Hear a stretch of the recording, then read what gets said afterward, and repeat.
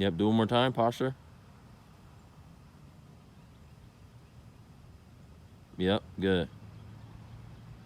50%.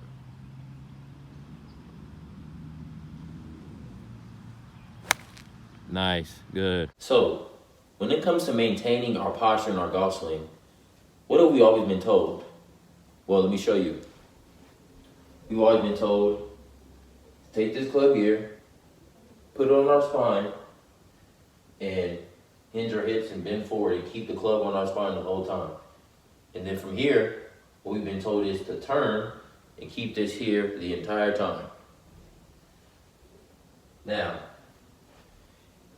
every point has their reasons. However, why is this not necessarily true?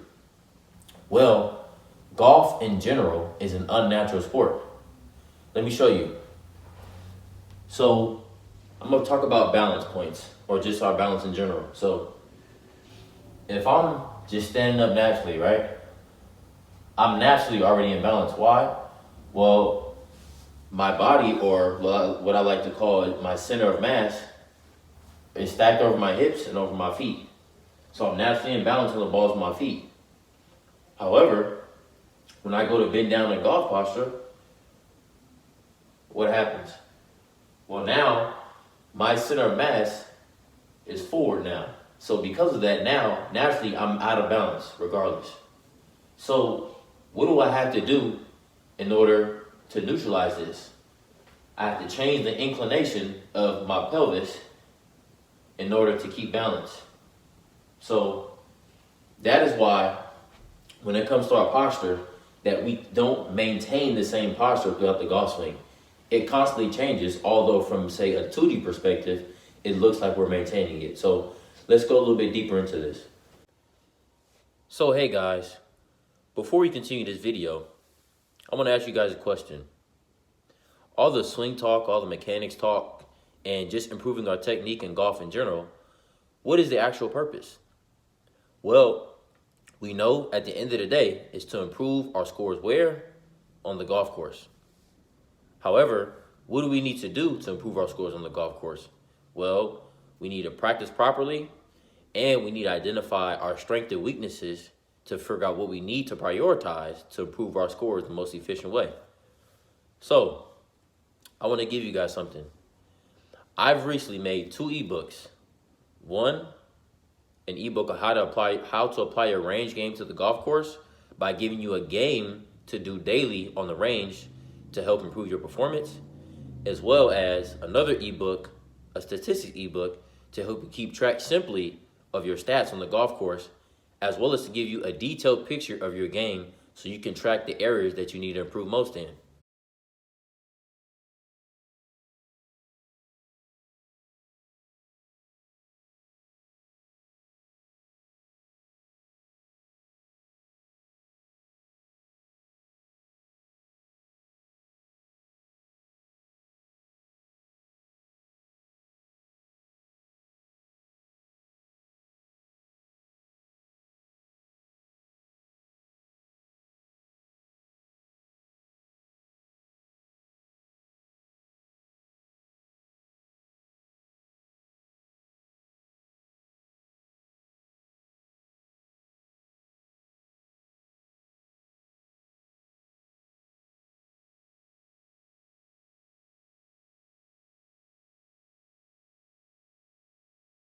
So, if you want to know how to improve the quality of your practice when you go to the range to apply to the golf course, and as well to have a statistics ebook completely broken down in detail to help you show what you need to work on in your game in the back of your pocket, go ahead and click that link down below.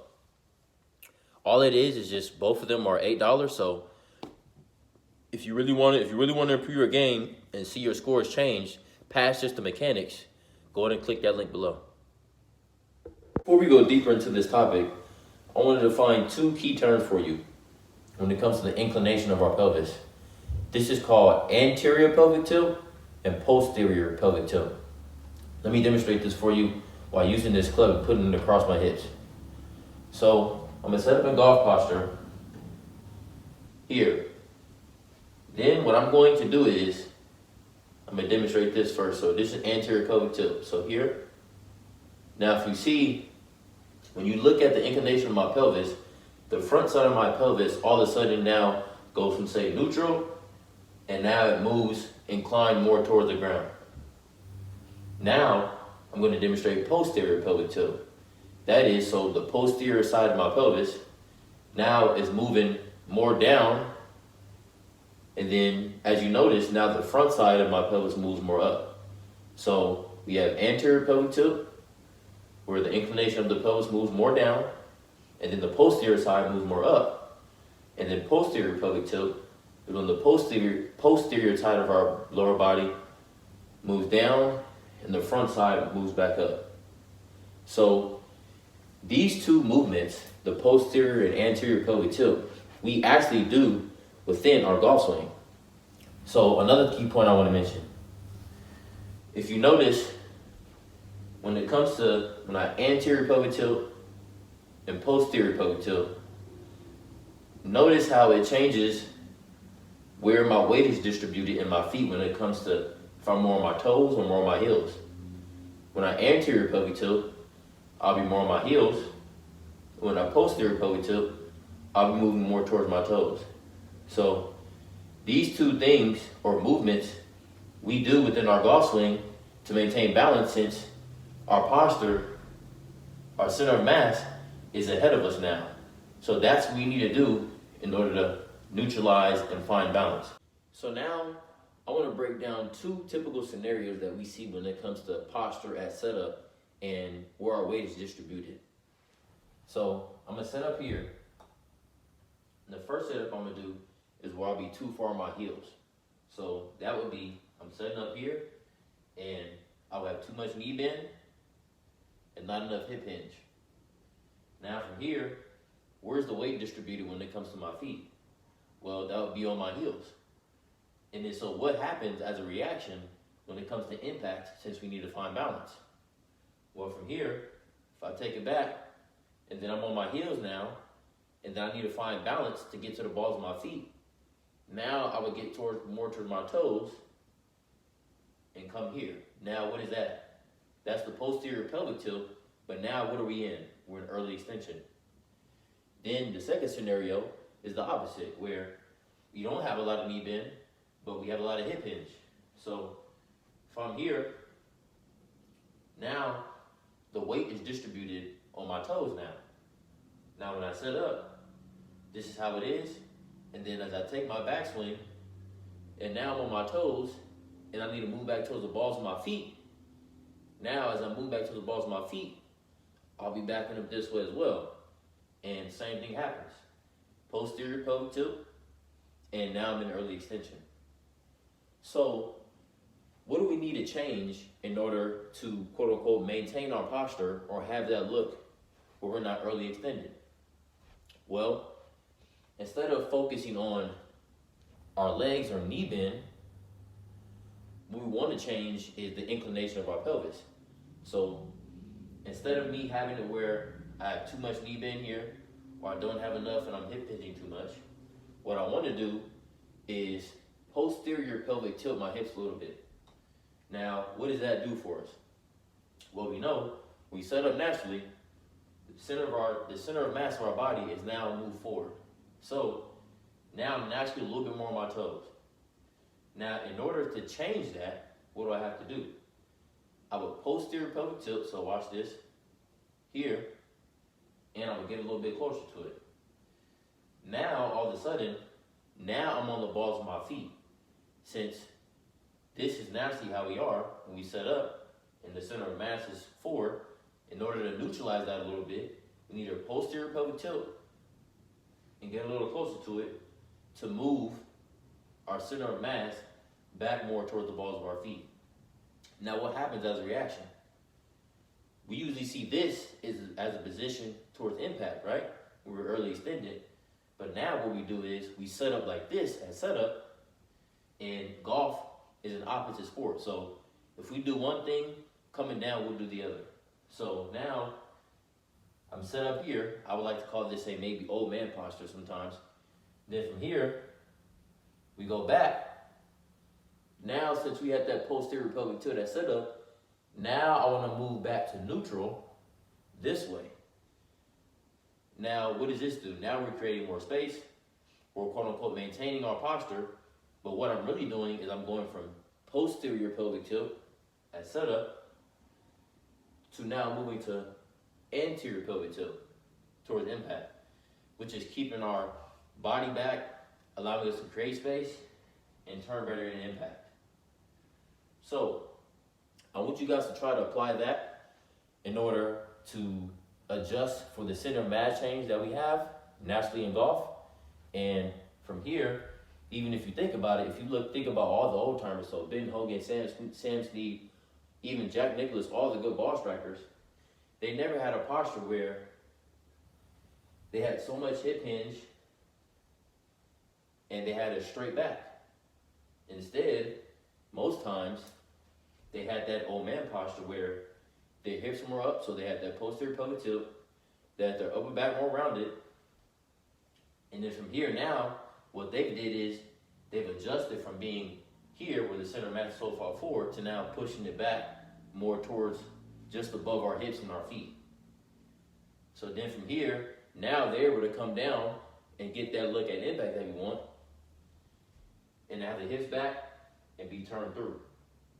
So now, I want to give you guys a couple feels and drills to apply this when it comes to this new setup change to adjust for the center of mass change that we have when we naturally set up at the golf ball and applying more of this posterior pelvic tilt. So I thought about this, and this is a typical movement that we can relate to. So I'm going to talk about a deadlift, if you guys have ever deadlifted. But basically, we know when it comes to deadlifting, right? We have to hinge our hips going down, right? So here, and then from here, we move up, and at the top, we squeeze our glutes, right? So I'm gonna demonstrate that again. Go down here, hinge, and come back up. Now, in this position at the end of the deadlift, what does this look similar to? Well, it looks similar to the golf posture that we want, right? So I like to describe when it comes to getting this posterior pelvic tilt more as setup as if we're at the end of a deadlift. So that would be our glutes more contracted and squeezed. So here to there. And then as well, what this does is, if we think about it, just like a deadlift, we need to have our core engaged. So if I'm here and then I'm coming up, same thing.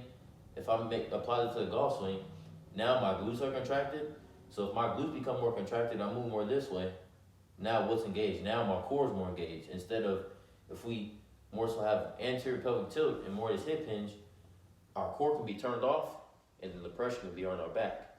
So instead, we turn the glutes on by contracting. So it feels like, also like my belt buckle is moving toward my belly button.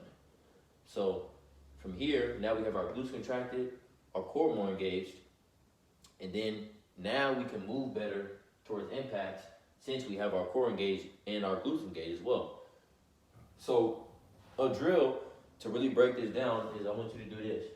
So go ahead and set up, and I want you to just naturally stand and then bring the club right in front of you, just like this.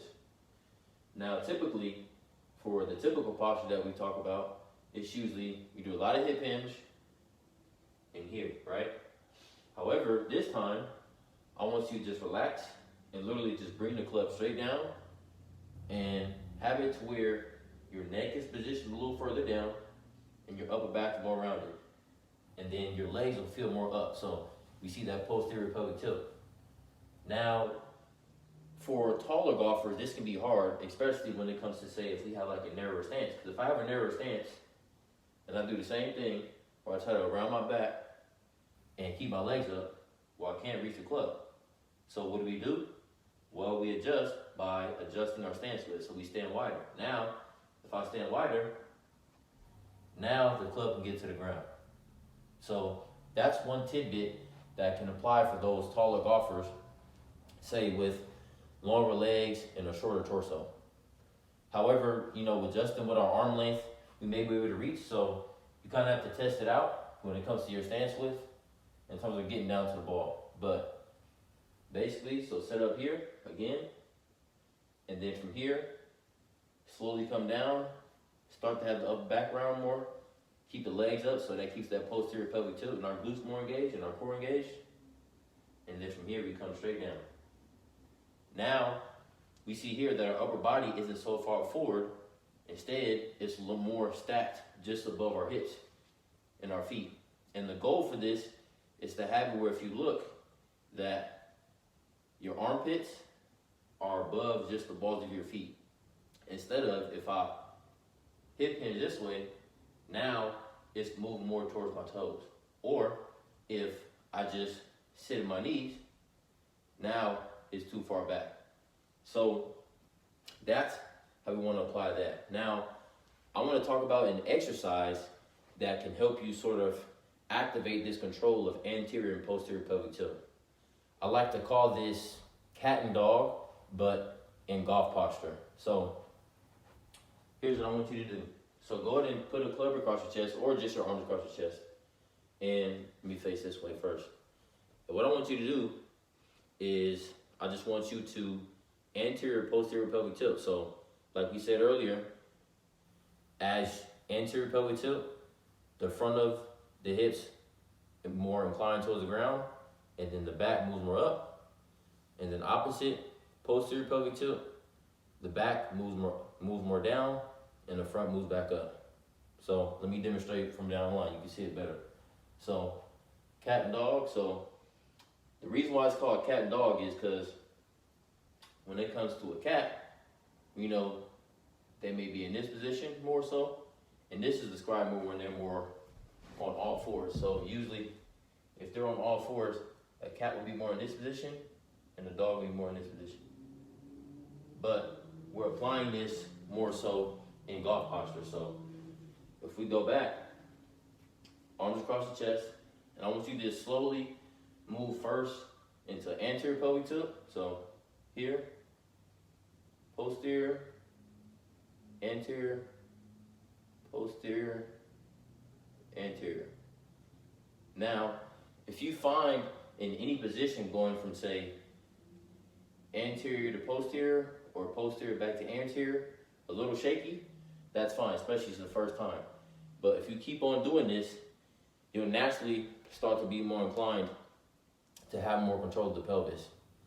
Now, let's break down the movements that happen within the entire golf swing with that setup of having a little bit more posterior pelvic tilt compared to what typical is.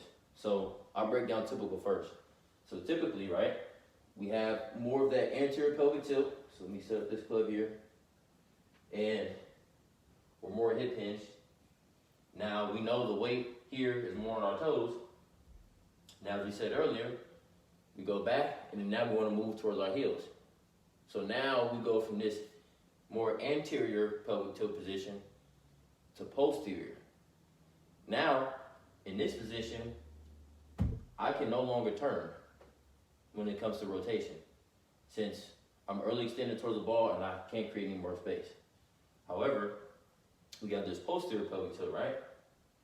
So I'm gonna set up more here, have that more rounded back. And then from here, I'll go back. Now, from here, I'm gonna move more in the anterior pelvic tilt, right? Create that space.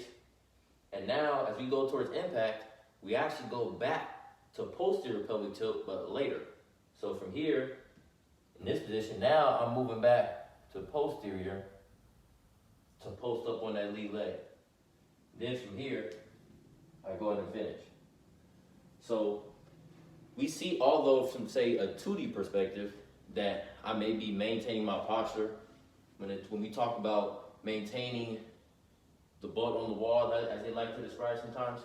However, we see with the movements of our pelvis and the changes that happen because of this simple center of mass change, that we're actually constantly changing our posture when it comes to the movements of our body. So to really summarize this concept, I want to give you a good analogy that relates to another movement when it comes to us actually just jumping, in order to understand why we don't want to be in this position where we're in typical golf posture. So when it comes to jumping, right? Say, for example, if I'm doing a vertical jump test, what do we notice with people when it comes to when they jump? Do they start down here before they jump? Or do they start up? Well, they start up usually. What is that called? Well, we know that's called a counter movement. And what does that do? That gives us actually more power. Why? Because if we're starting down here, we have muscle contraction going on. Then from here, since we have that muscle contraction, we know when it comes to contracting our muscles, it can only be a certain period of time before we start to get fatigued. And when I want to jump more explosively, it's harder to jump from here. Versus if I'm down here, right? Then all of a sudden, I go down later. So I go down later, so start here, go down later, here, and then jump up. It's a lot more explosive. Why? Because we have that stretch shortening cycle where all of a sudden my muscles get stretched fast and quickly, which is more efficient to jump higher instead of being so far down here and our muscles contracted for longer. So we have here where we start down first, and it makes it harder for us to jump. Versus if I start up, then I go down, then I move back up. So it's kind of similar to the golf swing what we were talking about. So I'm starting more up basically instead of so far down here, starting more up. And then from here, I turn, then what I want to do, I want to move back down, right?